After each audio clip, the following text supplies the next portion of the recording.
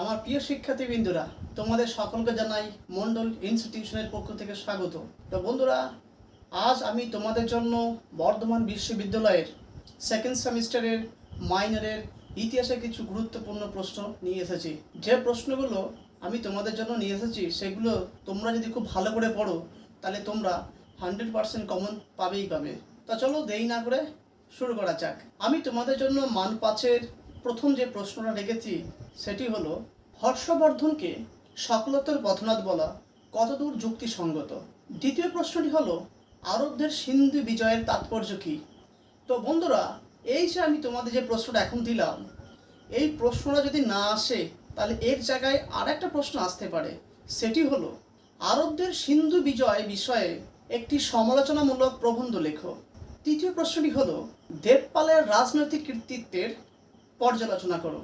4 নম্বর প্রশ্নটি হলো, সেন বংশের পতনের কারণ। পঞ্চম প্রশ্নটি তোমাদের জন্য খুবই গুরুত্বপূর্ণ, দ্বিতীয় পুলকেশীর কৃতিত্ব লেখো।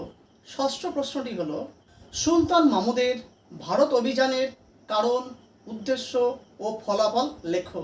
সপ্তম প্রশ্ন, তরাইনের প্রথম ও দ্বিতীয় যুদ্ধের কারণ ও তাৎপর্য লেখো। তো বন্ধুরা, এই যে আমি তোমাদেরকে প্রশ্নটা দিলাম, এই প্রশ্নের মধ্যে কারণ থেকে বেশি গুরুত্বপূর্ণ তাৎপর্যটা। অষ্টম প্রশ্নটি হলো, রাজপুত শক্তিগুলির পতনের কারণ লেখো। নবম প্রশ্নটি হলো, মধ্যযুগে ভারতে উদ্ভূত সুফিবাদের প্রধান বৈশিষ্ট্যগুলি লেখো। দশম প্রশ্নটি, মধ্যযুগে ভারতের ইতিহাসে ভক্তি আন্দোলনের গুরুত্ব লেখো। একাদশ প্রশ্নটি হলো, মাৎস্যন্যায় এর টিকা লেখো। দ্বাদশ প্রশ্নটি হলো, পল্লবদের শিল্পকলা বা স্থাপত্যকলা সম্পর্কে আলোচনা করো। তো বন্ধুরা, আমি তোমাদের মান 5-এর সর্বশেষ যে প্রশ্ন রেখেছি সেটি হলো, সেন সাম্রাজ্যের প্রতিষ্ঠাতা হিসাবে বিজয় সেনের ভূমিকা আলোচনা করো। যদি এই প্রশ্নটা না আসে তাহলে এর জায়গায় বল্লাল সেনের কৌলিন্য প্রথা আসতে পারে। তো বন্ধুরা, এবার আমি তোমাদের জন্য যে 10 নম্বরের প্রশ্নগুলো রেখেছি, তো চলো দেখে নিই। প্রথম প্রশ্নটি হলো, গুপ্ত সাম্রাজ্যের পতনের কারণ লেখো। দ্বিতীয় প্রশ্নটি, কৈবর্ত বিদ্রোহের কারণ আলোচনা করো। তৃতীয় প্রশ্নটি, রাজপুত জনজাতির উৎপত্তি সংক্রান্ত সম্ভাব্য তত্ত্বগুলি সংক্ষেপে আলোচনা করো। চতুর্থ প্রশ্নটি হলো, চোল রাজবংশের সামুদ্রিক ক্রিয়াকলাপ বা কার্যকলাপ সম্পর্কে আলোচনা করো। পঞ্চম প্রশ্নটি হলো, চোলদের স্থানীয় স্বায়ত্তশাসন ব্যবস্থার প্রধান বৈশিষ্ট্যগুলি বিশ্লেষণ করো। ষষ্ঠ প্রশ্নটি হলো, ত্রিশক্তি সংগ্রাম সম্পর্কে লেখো।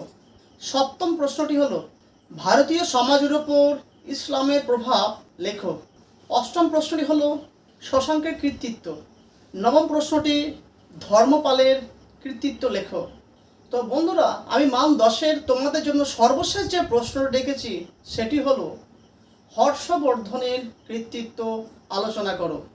আমি তোমাদের জন্য মান 5-এ হর্ষবর্ধন থেকে একটা প্রশ্ন দিয়েছি। যদি ওই প্রশ্নটা না আসে তাহলে কিন্তু এই হর্ষবর্ধনের কৃতিত্বটা আসতে পারে। আমি তোমাদের জন্য মান 5 এবং 10-এর যে প্রশ্নগুলো দিলাম, এই প্রশ্নগুলির মধ্যে যে সমস্ত প্রশ্নের পাশে স্টার মার্কস দেওয়া আছে সেইগুলো খুবই গুরুত্বপূর্ণ এবং ওই প্রশ্নগুলি তোমরা খুব সুন্দর করে তৈরি করে যাবে। তা আজকে আমার ভিডিও এখানে শেষ করছি। দেখা হচ্ছে তোমাদের সাথে পরবর্তী ভিডিওতে।